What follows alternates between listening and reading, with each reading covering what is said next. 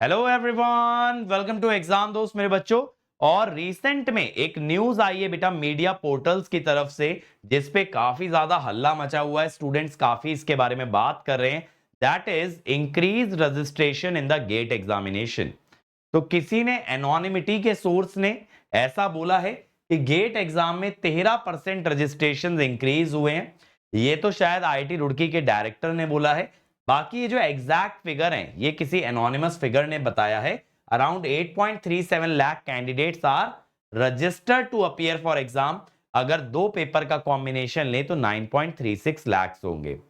अब ये 13% किसके बेस पे है? क्या ये यूनिक कैंडिडेट्स में 13% का इंक्रीज है या फिर टू पेपर कैंडिडेट्स में 13% का इंक्रीज है? ये डायरेक्टली स्पेसिफाई नहीं किया गया।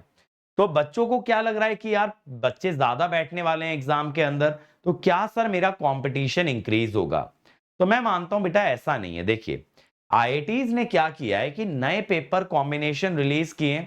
फिर लास्ट ईयर से ही आपका data science artificial intelligence introduce हुआ है और ह्यूमैनिटीज ऐड हुआ है।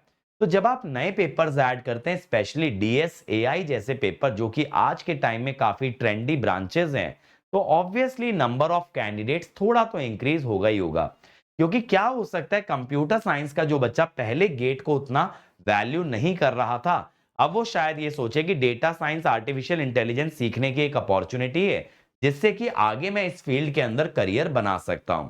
तो overall number of candidates increase होने से बेटा आप डायरेक्टली ये अनुमान मत लगाइए कि आपका कंपटीशन बढ़ने वाला है।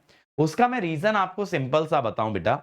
गेट के अंदर 12-13% बच्चे होते हैं जो कि क्वालिफाई करते हैं। हद मार के 15% बच्चे क्वालिफाई करते हैं।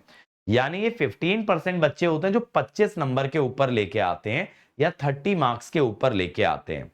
अब अगर हम ये भी मान लें कि इलेक्ट्रिकल के अंदर, चलिए लेटेस्ट से कि इलेक्ट्रिकल ईसीए दोनों ही ब्रांचेस में, चलो एक अप्रोक्सीमेट नंबर ले लो, 80,000 बच्चे एग्जाम देते हैं।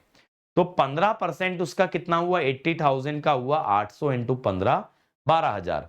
तो ये 12,000 बच्चों के बीच में कंपटीशन है रैंक लाने का, जो कि कट ऑफ क्लियर करेंगे। अगर 10 से 12,000 बच्चे कट ऑफ क्लियर कर रहे हैं तो मैं ये कहूंगा बेटा बहुत हैवी कंपटीशन नहीं है। और ये नंबर और गिरता जाएगा जब आप देखोगे 30 मार्क्स के ऊपर कितने बच्चे, फिर 40 के ऊपर कितने बच्चे, फिर 50 के ऊपर कितने बच्चे। तो नंबर ऑफ सीरियस कैंडिडेट्स जो होते हैं ना, वो हमेशा काफी लेस इन नंबर होते हैं।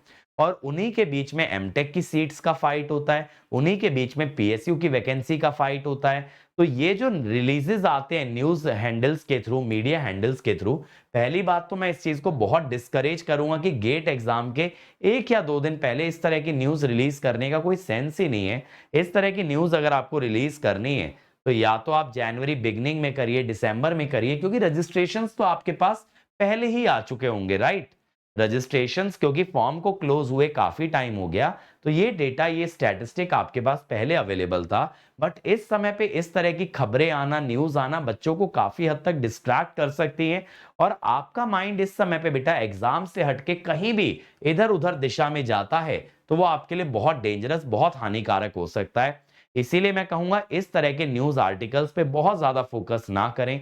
इस बात पे बिल्कुल भी फोकस ना करें कि कितने बच्चे एग्जाम में बैठने वाले हैं, क्योंकि अगर जेन्युइनली बेटा कंपटीशन बढ़ भी रहा होगा तो उस बारे में इस मुकाम पे आके आप अभी कुछ नहीं कर सकते हो।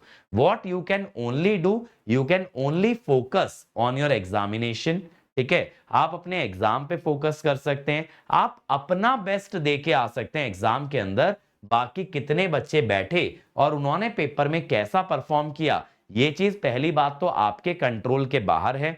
और दूसरी बात, इस बारे में जब आप कुछ कर नहीं सकते तो अपना टाइम क्यों स्पेंड करना है? Always focus on what you can control in your life and not on the things that are beyond your control. ठीक है, तो बियॉन्ड कंट्रोल वाली चीजों पे बिल्कुल भी फोकस ना करें बच्चों। फोकस सिर्फ उन बातों पे करें जो आपके कंट्रोल में है, और वो है आपका हार्डवर्क, आपका एफर्ट। अब ये एकदम last day before the GATE exam आकर के प्लीज आप लोग डिस्ट्रैक्ट मत हो जाइए, टाइम मत स्पेंड करिए ऐसी न्यूज पे। यही मेरा आप लोगों से रिक्वेस्ट रहेगा। और मेरी बेस्ट विशेस बेटा आप लोगों के साथ हैं, मेरा फुल सपोर्ट आप लोगों के साथ है। आप अच्छा करके आने वाले हो एग्जाम में, बस खुद पे ट्रस्ट रखो, अपना 100% दे के आना एग्जाम में, और आप जो भी करोगे अच्छा ही होगा। That is my wish to all of you. Thank you everyone.